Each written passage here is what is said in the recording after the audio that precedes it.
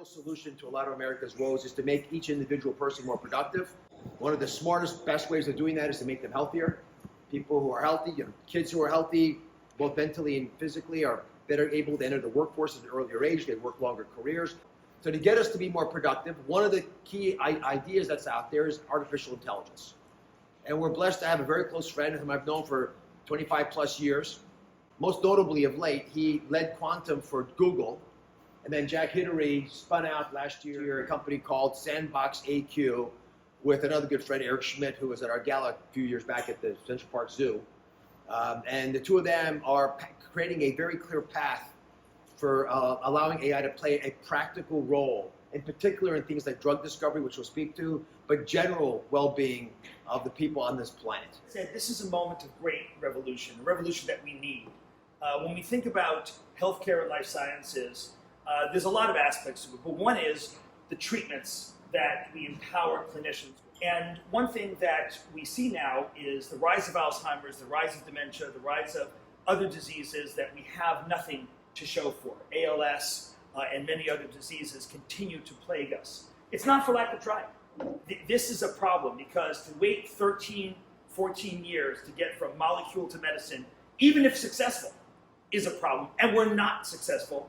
Any drug going into clinical trial, the chances of it coming out are no more than about 5 or 10% success coming out. That is an abysmal rate. Can we change that model? And until literally 18 months ago, the answer was no. Let's talk about AI, and let's talk about the role also of other computational tools. So what exactly is AI, and how can we use it in this case? Well, AI is great when you have a lot of data. And 18 months ago, something changed in our world.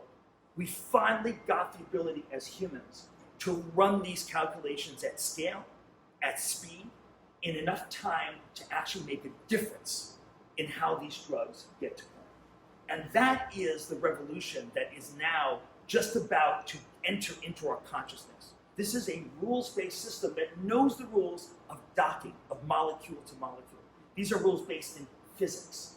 And these rules allow us to understand whether that molecule will dock, and if not, can we make a better molecule? And we can figure all this out on a virtual human, Mehmet, well before we get to an actual human trial. And this is what can now take us from a 15-year, 95% failure statistic rate in pharma today. Like the data that you derive from running a simulation is no better than the simulation. And so what happened 18 months ago that also, if it did, spiraled up the development of simulations of biological systems to make them accurate. We gained the initial computing capability, not complete yet, to do a portion of the calculation on a large molecule. When I say large, large enough to be pharmaceutically relevant. And we can't From first principles. From first principles, not statistics, not LLMs. That is the revolution.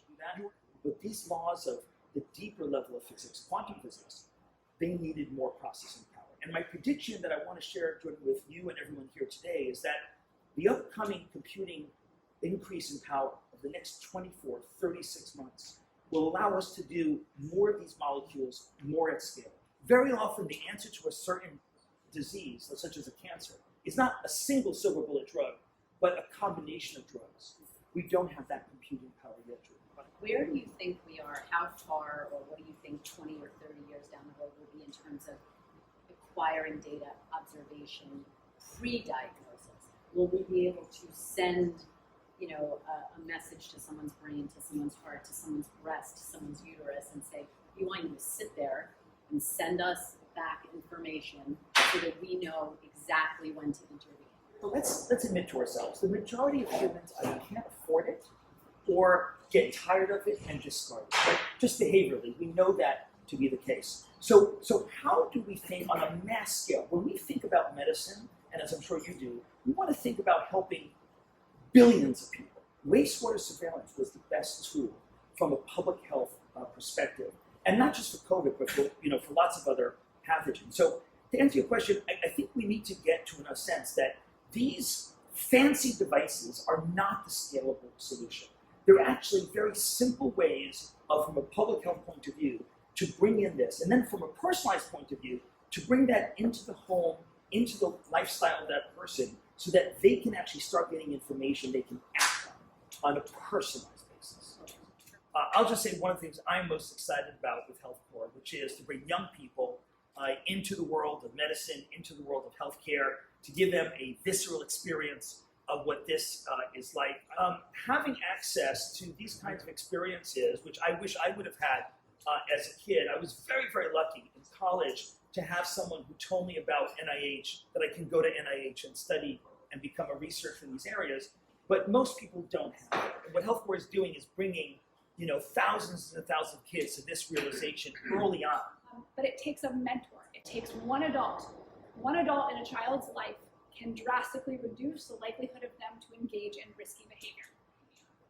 And so for HealthCorps, what we've really taken is the idea of mentorship, that one person who inspires you. And guess what? For teenagers, it's somebody who's close in age, because that's most likely who you're going to be the most relatable to. So we take young individuals who are college students, who are other peers. We train them on health and wellness education. We bring them into schools and community organizations across the country.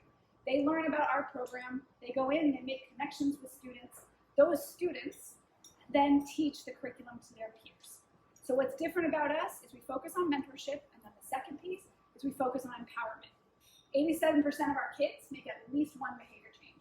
If you look at that from a public health behavior scale, that's massive. There's very few different types of interventions that are making that type of change.